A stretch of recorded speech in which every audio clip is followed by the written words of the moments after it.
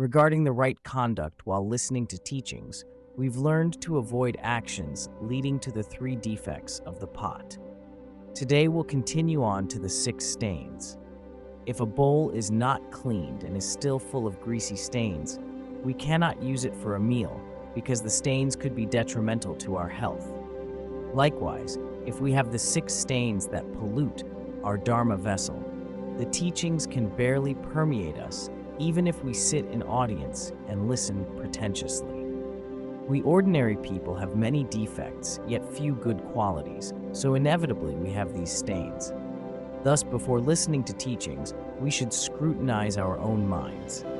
2.1.2 The 6 stains. In the well-explained reasoning, it says, pride, lack of faith and lack of effort, outward distraction, inward tension and discouragement. These are the 6 stains. Briefly speaking, the 6 stains a Dharma student must avoid are 1. Pride, proudly believing yourself to be far superior to the Dharma teacher. 2. Lack of faith, not trusting, and worse yet, having wrong views toward the teacher and their teachings. 3. Lack of effort, not aspiring for the teaching, failing to apply yourself to the Dharma, indifferent to receiving teachings. 4. Outward distraction, getting distracted by external events such as sight, sound, smell, or taste. 5. Inward tension, focusing your 5 senses too intently inwards so you become drowsy. 6. Discouragement, being discouraged in situations like when a teaching is too long or when you are tired. The above is the brief introduction of the 6 stains. We will study each of them in greater detail in the following. Actually, the text of the words of my perfect teacher in both the Tibetan language and the Chinese translation is easy to understand. When I translated the Tibetan version into Chinese, I tried to use plain language so a person with only an elementary school education could grasp its key points. However, although the text is easy to understand, its meaning is extremely profound. Especially when you compare yourself against the content covered in the text, you will realize many of your actions are not in line with the teachings. Thus, all of us should check which part of the teachings we can act in alignment with and which we cannot. We should persist with actions aligned with the teachings while striving to stop inappropriate deeds. This is the direction each of us practitioners should aim for. It says in Treasury of Abhidharma and the Compendium of Abhidharma that of all negative emotions, pride and jealousy are the most difficult to recognize. When you are furious, others can tell you are very angry, and you also know you are in a very bad temper. When you are greedy, you notice you have the feeling that I have great desire for someone, or I really desire to have something, and others can guess your desire from your words and actions.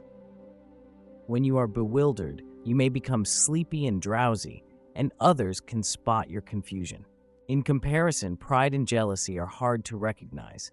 Others cannot pinpoint them. You may not notice them, yet these negative emotions continue to arise. Therefore, carefully scrutinize your mind. Due to ignorance, a person believes all their actions are righteous and sees themselves as superior to others, so they are full of pride, never noticing his own afflictions. An old Tibetan proverb says, "Never will the water of good qualities remain on the mountaintop of pride," or "Never will the seed of good qualities sprout on the iron lump of pride." As soon as you become proud, thinking you are superior to the teacher, you become disconnected from all good qualities which sprout thanks to the nectar of Dharma. It's like as soon as you start wearing a raincoat, you can no longer contact the rain. Why does this happen? It is because once you are proud, you feel you already understand the teachings given by the teacher. Thus, your mind is shielded by the guard of pride, so whatever good quality arrives, it is stopped from entering the mind. When a person becomes proud, even if the teacher teaches well, the person gets picky and finds faults. Recently, I noticed that a few intellectuals who only know the Dharma partially often read scriptures literally and judge the Dharma through the lens of worldly knowledge, claiming this Buddhist text is wrong and that is not right. Some remarks of the criticism are even quite laughable. In fact, they simply don't understand the contents in the text. Because of their lack of in-depth study of Buddhism, as well as not knowing the inference approaches in Buddhist logic, they assume every sentence spoken by the teacher should be free from the three logic defects, being too narrow, too broad, or impossible, which is an unrealistic assumption. Even a university professor cannot speak in this way. When we were compiling the dictionary in Chengdu, a university professor who had never studied Buddhist logic was struggling with the definition of each word. He commented, "If this word is defined in this way, then the definition is also applicable to another word."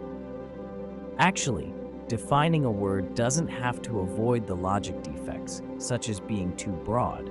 As long as we can describe its essence, the definition is fine. This is mentioned in both Buddhist logic and Western logic.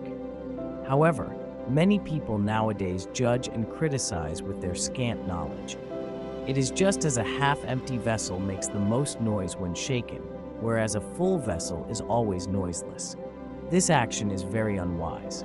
When studying the Dharma, a proud person is the most unfortunate, because however great the teacher and the teachings are, a proud person sees only the fault of the teacher's teachings and nothing else.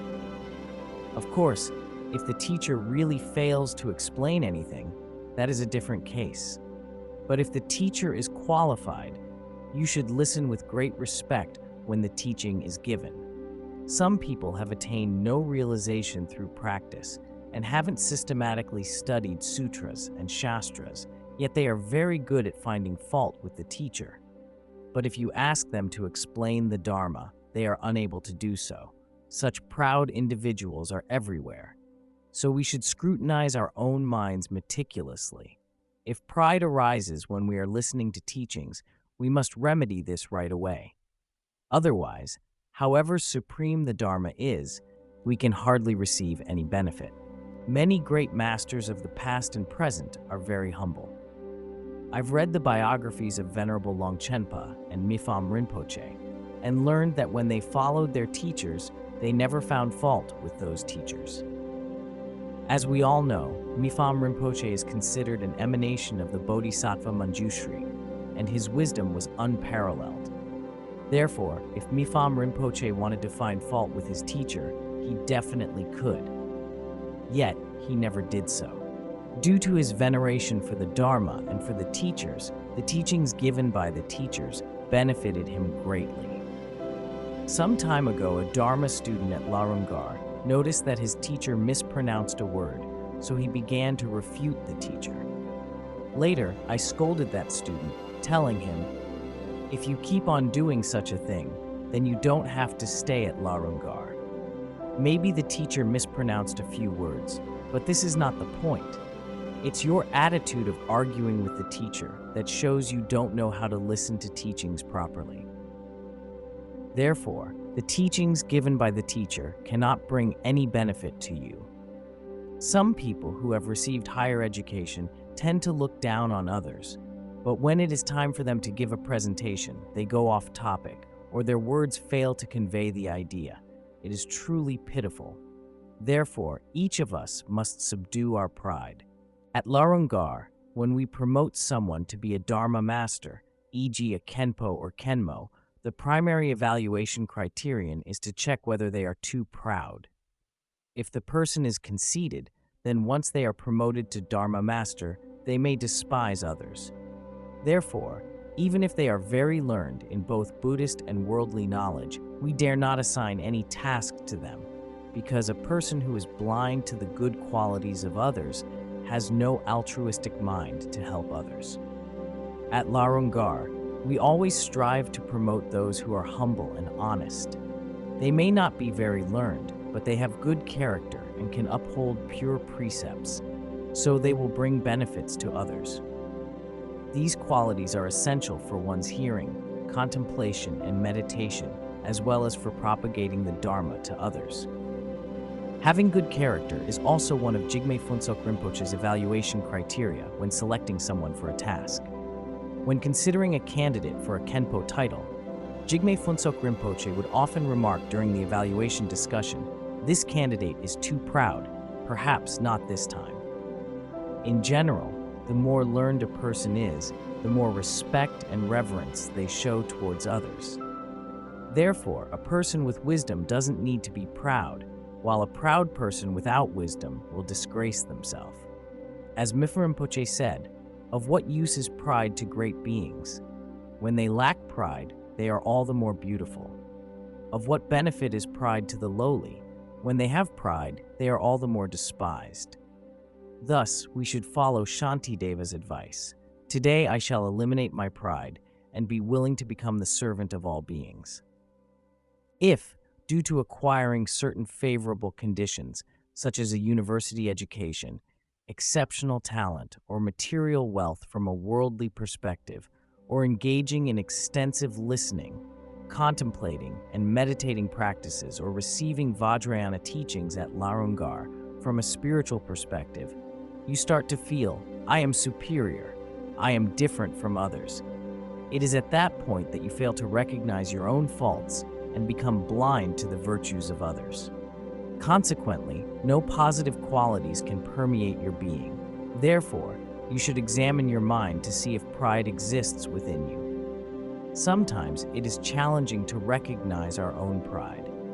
If you observe it in the attitude of a fellow practitioner, it is better to kindly remind them by saying, "You may think highly of yourself, but others perceive you as overly proud. You should pay attention to your speech and behavior." Without someone pointing it out, some individuals are unable to see their own pride.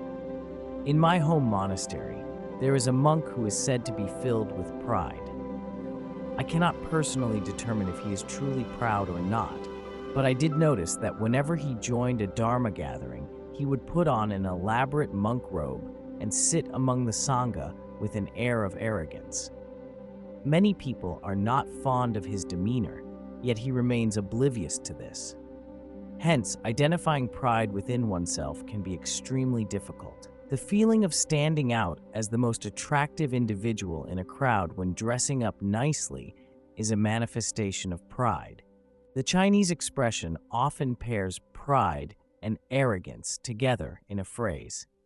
As explained in the letter to a friend, there is a difference between pride and arrogance, which, however, is not explained by Patrul Rinpoche in this text.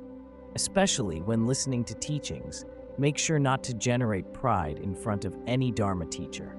Otherwise, no matter how many teachings the teacher offers you, your mind won't be changed.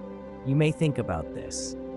Many eminent masters, including Lama Tsongkhapa and Mipham Rinpoche, as well as great masters of Chinese Buddhism, listen to teachings from teachers who might appear to have blemishes.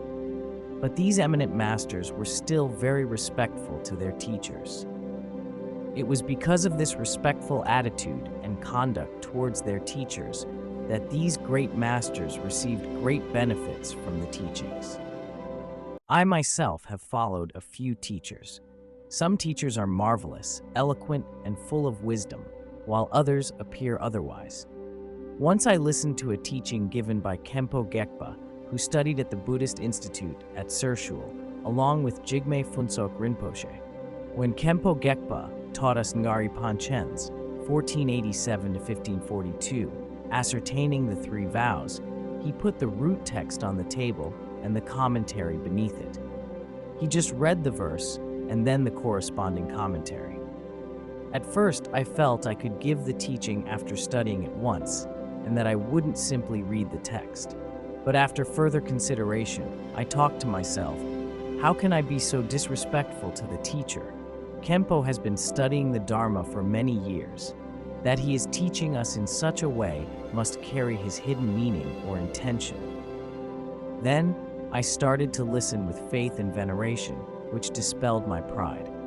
In addition to this teaching, I later also listened to many other teachings from Khenpo Gekpa. Some people may think I am not short of pride, but I think I have respected all my Dharma teachers from whom I have received teachings. Even if some teachers' explanations of the Dharma in class may not appear to be as thorough as my own understanding, I still show great respect to them. The reason I respect all my Dharma teachers is because receiving transmissions and listening to teachings render inconceivable powers of blessing. Unlike some other people who, after attending a Dharma class only once, felt the teacher was no better than themselves in presenting the Dharma, they simply stopped listening to the teachings. When I followed my Dharma teachers, no matter which one, maybe due to the favorable connection established by my genuine respect to any teacher since the beginning, I always had immeasurable veneration for that teacher. The Dharma is very precious to us, so all teachers who, out of compassion, give us the teachings, deserve our respect. Otherwise, in a few years, the teachers will get old and appear less lucid in their thinking and talking.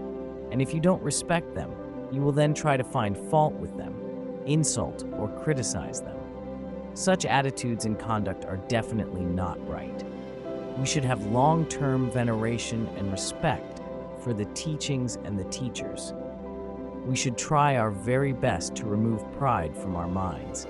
Only in this way will we naturally attain the benefit of the Dharma. If you have no faith, the entrance to the Dharma is blocked. Thus, you must have faith toward the Dharma and the teachers when pursuing the Dharma. There are 4 types of faith: vivid faith, eager faith, confident faith, and irreversible faith. Vivid faith. When you occasionally step into a temple or hear someone chanting the names of the Buddhas, for some unknown reason, you just feel very happy. This is vivid faith. When one householder came to Larungar and heard the chanting of the prayer, Wangdu, the great cloud of blessings, or the name of Amitabha, he couldn't help but cry. He didn't know why he was crying. Actually, it was because he was generating vivid faith. But vivid faith is very easy to reverse. Later, if you hear someone bad-mouthing things related to Buddhism, you may immediately change your mind. Therefore, vivid faith is not very stable. Eager faith. This is the faith you generate toward the 3 jewels when you understand the benefit or harm of your actions, the suffering of lower realms, and the happiness of higher realms after hearing teachings or reading Buddhist books. Thus, you are eager to engage in positive actions and avoid negative actions, so that you can be free of the sufferings of lower realms and enjoy the happiness of higher realms. Eager faith is more stable than vivid faith, but it can regress as well. Confident faith. This is the fervent faith in the 3 jewels, the 4 noble truths, the law of karma and more, which arises from the depth of your heart after studying the Dharma over time. Such faith is, in fact, a sort of aspiration. It says in the way of the Bodhisattva, aspiration, so the sage asserted, is the root of every kind of virtue. But confident faith may regress as well. Irreversible faith. This is the best type of faith. For example, after studying the Dharma for dozens of years, you generate unyielding and immovable faith in Buddha Shakyamuni. Such faith is not developed simply because you blindly follow others' positive word of mouth on Buddhism. For instance, when someone says a teacher is good, you might say, "Great, I will listen to his teachings for a few days." Or if someone praises a teacher, you might immediately embrace his opinion and promote the teacher everywhere. Such faith is not reliable. Instead, if you have studied the Dharma for over 20 years and have repeatedly examined the Buddha and the teacher, then you can become fully convinced that they are worthy objects of your refuge and that their great qualities are inconceivable regardless of others' opinions. Such faith that never regresses is considered irreversible faith. The praise of the sage who surpasses gods, which I recently taught, says that it is very important to have irreversible faith in the Buddha. This afternoon, I had a chat with Khenpo Norbu, a lama who came to Larungar at roughly the same time as I did. We reflected on our faith, agreeing that although neither of us dare suggest we've attained realization, our faith in the Dharma and the Buddha is indeed irreversible. As we age, we feel more and more that the only refuge is the Buddha and the Dharma. and that everything else is unreliable, transient, dreamlike, and illusory. Worldly achievements, including wealth, fame, status, and relationships, may look nice, yet they are not really meaningful after being carefully scrutinized. We also agreed that the only purpose we should uphold is to protect and propagate the Dharma in the world. Our faith in the Dharma is definitely irreversible within this life. Whenever we can, we like listening to teachings, which to us is the most supreme and extraordinary thing to do in this life. I hope all of you can also generate extraordinary faith, especially irreversible faith in the Dharma. Then whatever difficulties you encounter, your mind won't change. Without such irreversible faith, your other types of faith may easily regress. For example, you may have faith in Buddhism today. However, after a while, when a believer of another religion tells you, "Buddhism is not good, my religion is better," you may immediately abandon Buddhism, throw away all your Dharma books, and convert to a new religion. This shows that your faith in Buddhism is not stable. When you just entered Buddhism, you cried in ecstasy for quite a while, whereas when you now switch to a non-Buddhist religion, you still cry in the same way. Such behavior is truly sad. I always believe that our faith has to be stable and steady, which is of the utmost importance. Someone's faith is reflected in their facial expression. For example, when listening to teaching, their eyes are full of devotion to the Dharma and the teacher, and they constantly appear blissful. Through this, one can easily tell that they are faithful. In comparison, some others simply dawdle when listening to teachings and always look forward to the end of the class. The only goal they have is to have a good meal after class, and nothing else. This reflects their lack of faith. Your effort in the Dharma, a strong interest in pursuing the Dharma, is the basis of all your achievements. If your degree of interest is superior, you will become a superior practitioner. If your degree of interest is middling, you will become a middling practitioner. If your degree of interest is inferior, you will become an inferior practitioner. If you have no interest in the Dharma and feel indifferent about receiving the teachings, you will achieve nothing and cannot even become a practitioner. Your effort in the Dharma, a strong interest in pursuing the Dharma, is the basis of all your achievements. If your degree of interest is superior, you will become a superior practitioner. If your degree of interest is middling, you will become a middling practitioner. If your degree of interest is inferior, you will become an inferior practitioner. If you have no interest in the Dharma and feel indifferent about receiving the teachings, you will achieve nothing and cannot even become a practitioner. This also applies to worldly people. If a person wants to succeed in their career, they must be interested in their occupation. If they have no interest, there is no reason they will be successful. Therefore, interest is crucial for both worldly and spiritual practices. If one has no interest at all in the Dharma, then there will be no achievement in the practice. Monastics should particularly have a strong interest in the Dharma. The responsibility of propagating the Dharma during the degenerate age should be on the shoulders of monastics. However, given the diminishing faith of some monastics, it is hard to say whether they can carry on the activities of the Tathagata. In the Wishfulling Treasury, Longchenpa cited scriptural evidence from the Vinaya Sutra.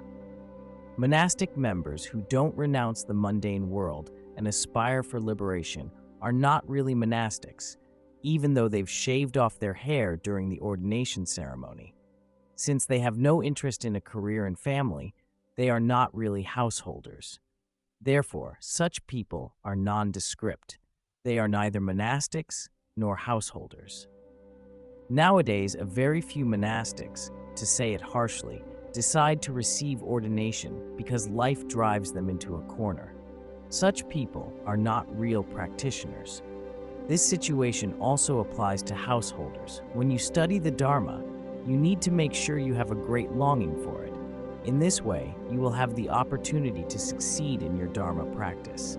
As the proverb says, the Dharma is nobody's possession. It belongs to those who make the most effort.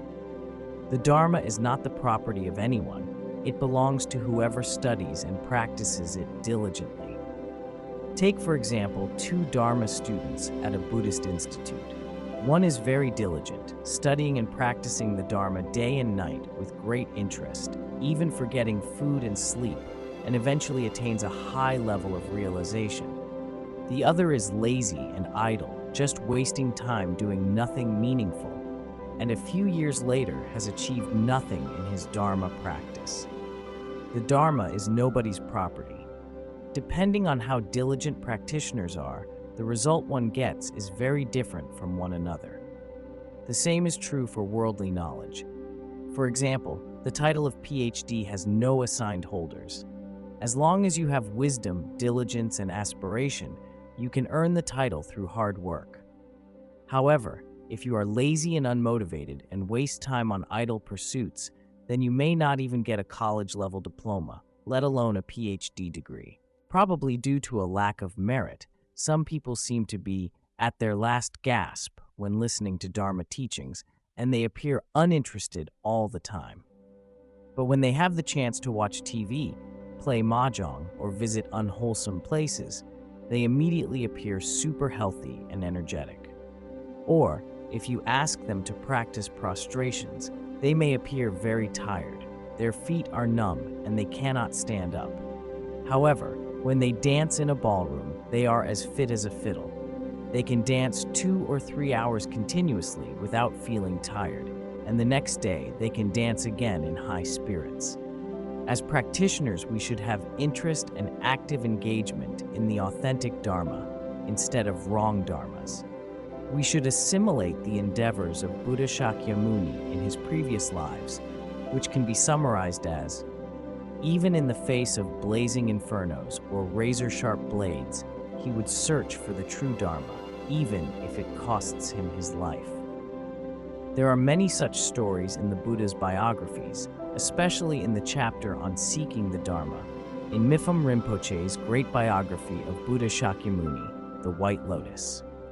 For example, a long time ago, when the Buddha was a king named Kankanasara, he was seeking everywhere for the authentic Dharma in order to benefit all beings. One day, a Brahmin said to the king that he knew a single 4-line verse of the Buddha. The Brahmin said that he would give the verse to the king if the king would gouge holes in his own flesh to serve as offering lamps and fill the holes with oil and plant in them thousands of burning wicks. The king agreed to do so, and then the Brahmin gave him this stanza. What has been gathered will be dispersed. What has been high will be brought low. What has been accumulated will be exhausted. What is born will die. In one of his previous lives, the Buddha underwent unimaginable asceticism just for a single 4-line verse on impermanence. As for us, we cannot endure digging one hole in the body for a complete Dharma teaching, let alone gouging 1,000 holes just for a verse. In another of his previous lives, when the Buddha was a king named Bilanjili, he endured 1,000 iron nails being pushed into his body to receive another 4-line verse from a Brahmin. All conditioned things are impermanent. All tainted things are suffering. All phenomena are empty and devoid of self.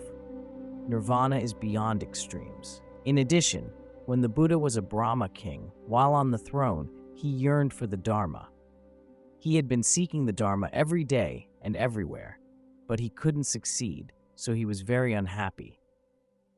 To test his aspiration, Indra turned into a Brahmin and came to the palace, telling the king, "I have the Dharma. If you really wish, I can give it to you, but with one condition. You have to dig a 10-foot pit and put a flaming fire in it. If you jump into the pit, I will give you the teachings." Without hesitation, the king agreed and started to prepare the pit. Once everything was set, he stood by the pit and asked the Brahmin, "May you first give me the teachings. Otherwise, if I die in the fire, I won't have the opportunity to hear the Dharma." The Brahmin taught a few verses, one of which is, practice loving kindness, eliminate anger, protect all beings with great compassion, nourish all beings with tears of compassion. This means one has to practice loving kindness and compassion in the long run and rid oneself of anger. One should protect all beings with great compassion and nourish their minds with the tears of great compassion. Upon hearing this, the king immediately attained realization and jumped into the pit with great joy. However, since he had already attained the level of a bodhisattva, the flaming pit turned into a lotus lake right away. There are many such stories about the Buddha. Master Hong Yi, 1880 to 1942, told two stories at the Quanzhou Children's Welfare Institute to illustrate the Buddha's dedication to the Dharma.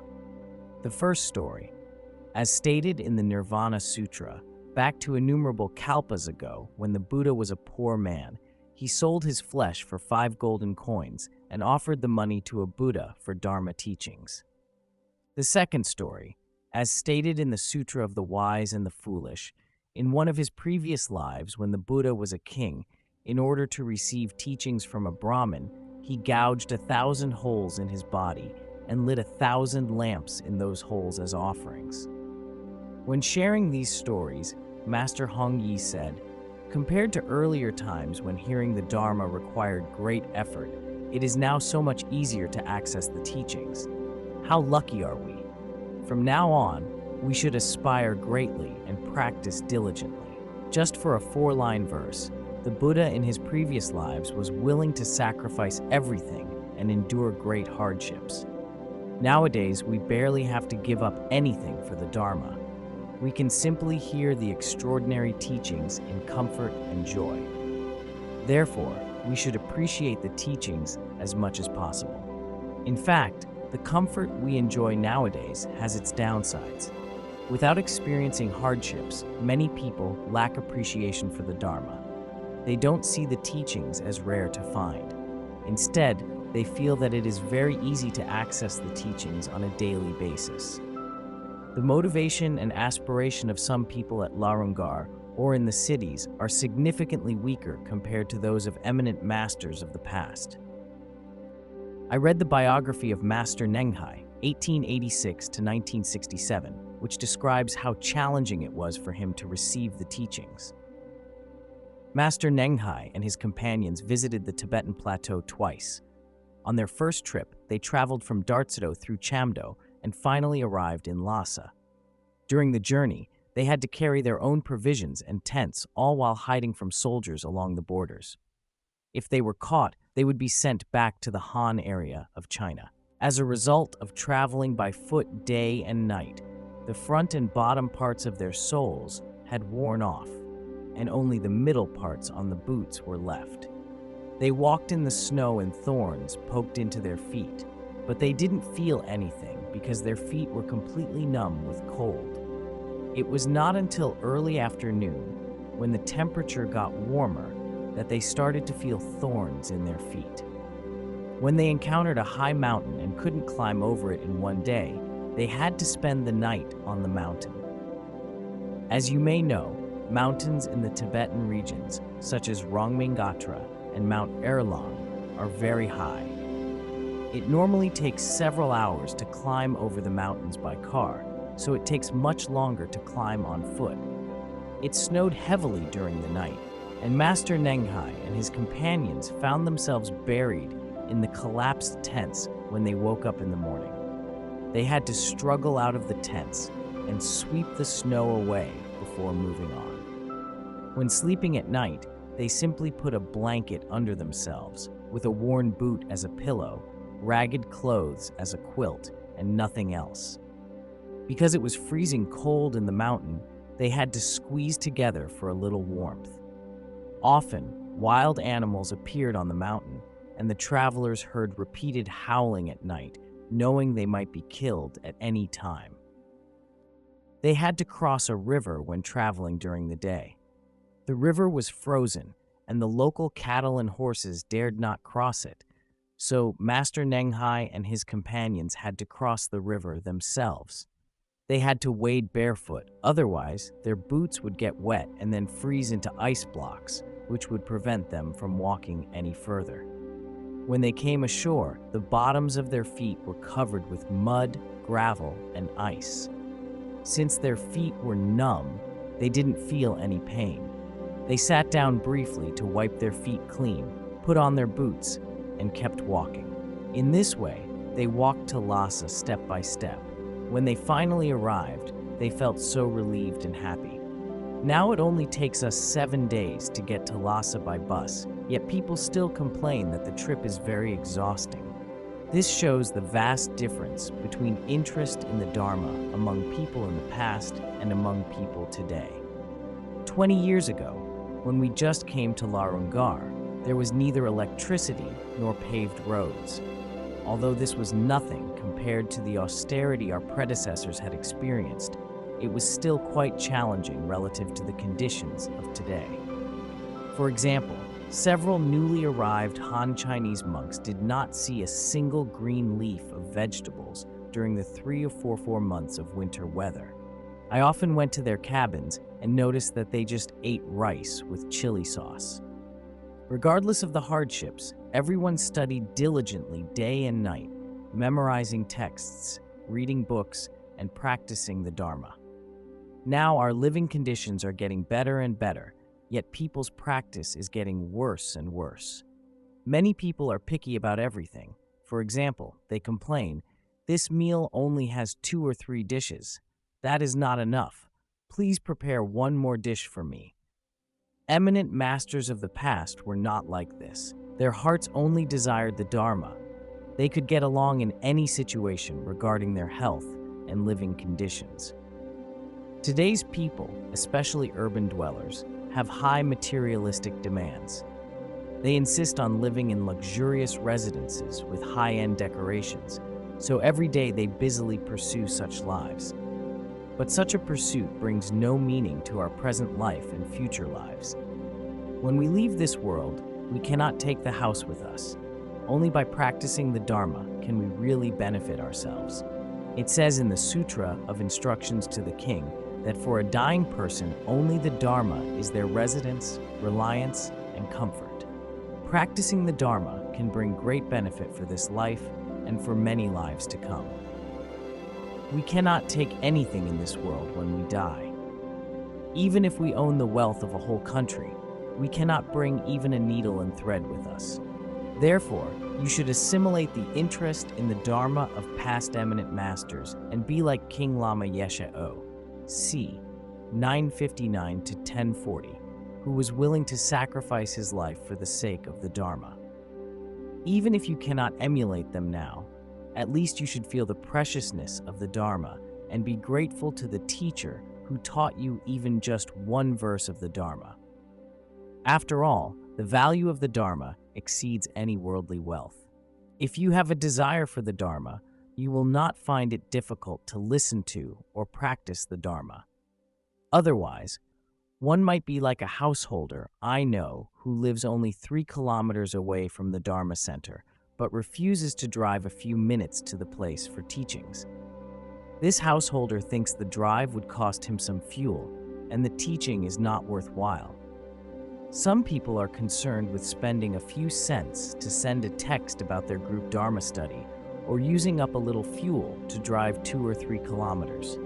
Alas, eminent masters of the past would never think in such a way. The value of the Dharma far exceeds those monetary costs. Some worldly people are truly pitiable.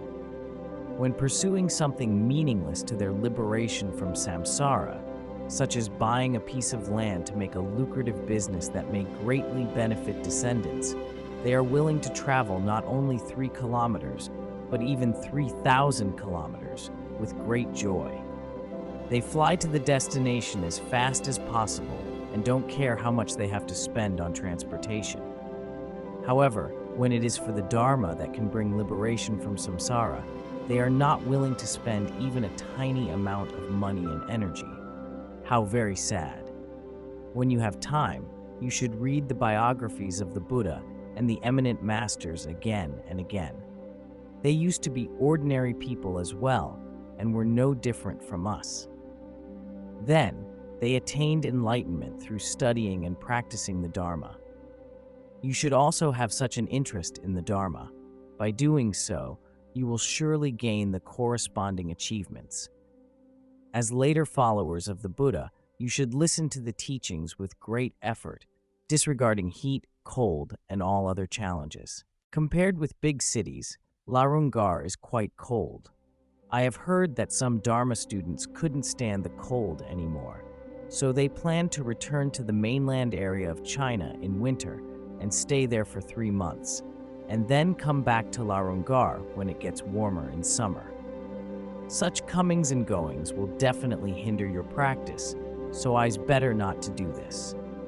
Some people choose to live in one place for a long time. They are fully devoted to hearing, contemplating, and meditation, and have no interest in visiting elsewhere. In the end, their practice attains perfect success. Others take a trip somewhere, and when they return to Larungar, their minds start to wander. 2 or 3 days after a second trip, they want to leave again.